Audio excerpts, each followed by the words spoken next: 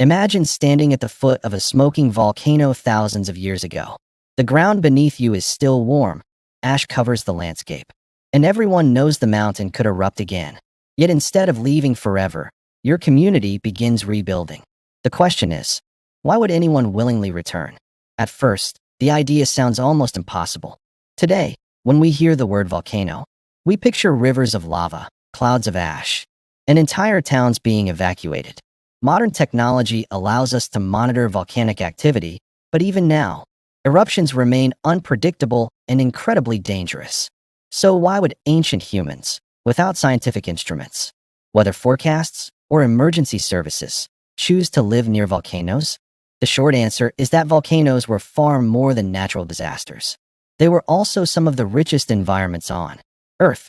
While eruptions could destroy everything in their path, volcanic landscapes often provided exactly what early humans needed to survive: fertile land, fresh water, valuable stone, abundant wildlife, and reliable food sources. To understand why, we first need to rethink what a volcano actually is. Most volcanoes spend the overwhelming majority of their existence doing nothing. Many remain quiet for hundreds or even thousands of years between eruptions. To someone living during one of those peaceful periods, a volcano wouldn't necessarily appear as a deadly mountain waiting to explode. Instead, it would simply be part of the surrounding landscape. That doesn't mean ancient people ignored the danger. The evidence suggests they recognized that volcanic eruptions could be catastrophic. But like many communities living in hazardous environments today, they also understood that these landscapes offered extraordinary advantages. During the long periods of calm, one of the greatest benefits was the soil itself. When volcanic ash breaks down over time, it releases minerals such as potassium, phosphorus, calcium, and magnesium into the ground. These nutrients help plants grow quickly, creating some of the most fertile soils on the planet. Even today, many of the world's productive farming regions lie near ancient volcanoes. For prehistoric hunter-gatherers, fertile land didn't mean agriculture, not at first. Instead, it meant richer ecosystems.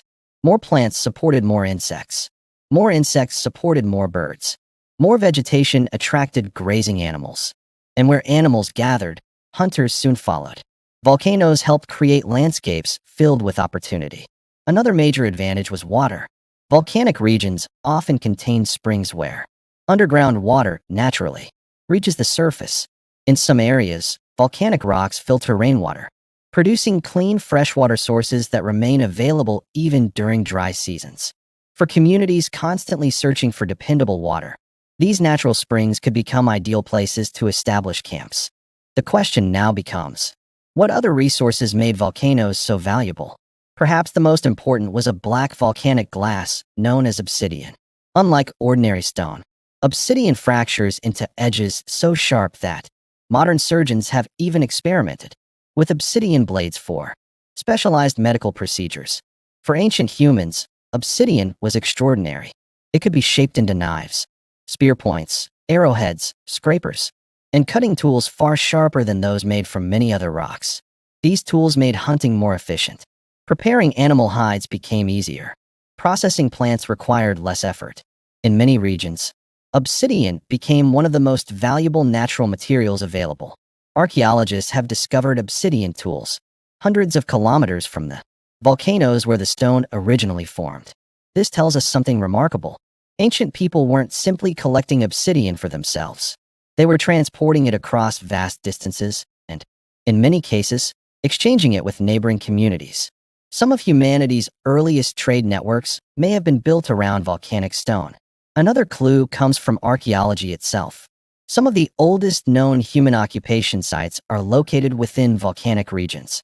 At places such as Outweighed Gorge in Tanzania, a landscape shaped by ancient volcanic activity, scientists have uncovered stone tools, butchered animal bones, and evidence of early human ancestors dating back nearly 2 million years.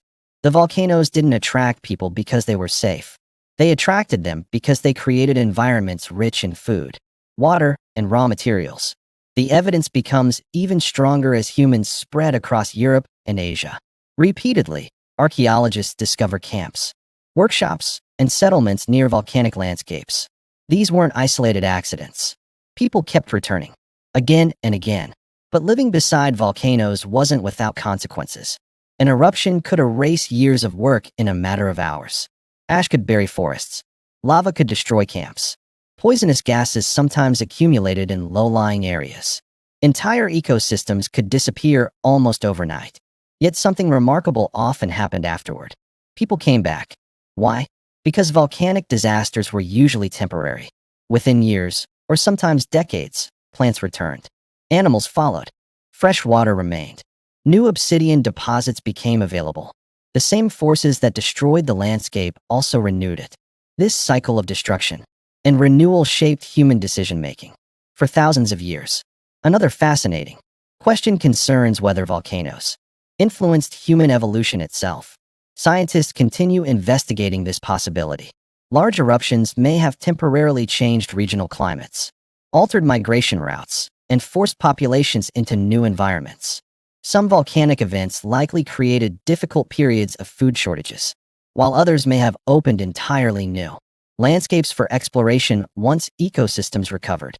Exactly how much volcanoes influenced human evolution remains an active area of research, but few researchers doubt that volcanic environments repeatedly shaped where people lived and moved. Perhaps the most famous example is the massive eruption of Mount Toba, around 74,000 years ago in present-day Indonesia. For years, some scientists proposed that this eruption caused a global catastrophe that nearly wiped out humanity. This became known as the Toba catastrophe hypothesis. However, newer archaeological, genetic, and environmental evidence paints a far more complex picture. While the eruption was enormous, many researchers now believe its effects varied across different regions rather than causing a single worldwide collapse of human populations. This illustrates an important pattern in science. Simple explanations rarely survive forever. New discoveries continue refining our understanding of the past. The same is true for ancient volcanoes. For generations, they were viewed almost entirely as symbols of destruction. Today, archaeology tells a richer story. Volcanoes created some of Earth's most resource-rich environments.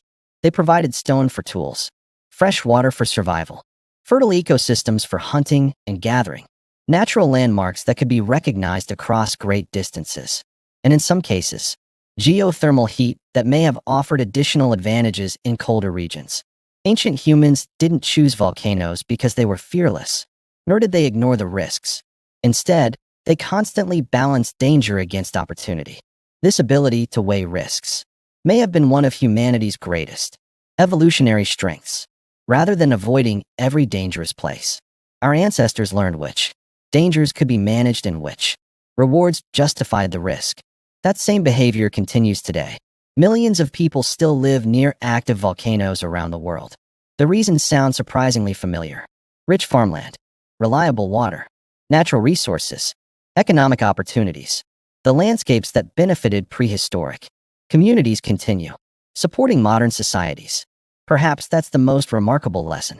Volcanoes weren't simply mountains that occasionally erupted. They were engines of renewal, places where destruction and creation existed side by side. Ancient humans understood this relationship through experience rather than textbooks. Generation after generation, they learned that while volcanoes could take everything away in a single eruption, they also gave back some of the richest landscapes on Earth. So, why did ancient humans live on volcanoes on purpose? The short answer is that they weren't choosing danger for its own sake. They were choosing opportunity. Food, water, tools, trade, and fertile environments capable of supporting life. Those rewards often outweighed the risks during the long, quiet centuries between eruptions. In the end, volcanoes reveal something profound about human nature. Our ancestors weren't simply survivors.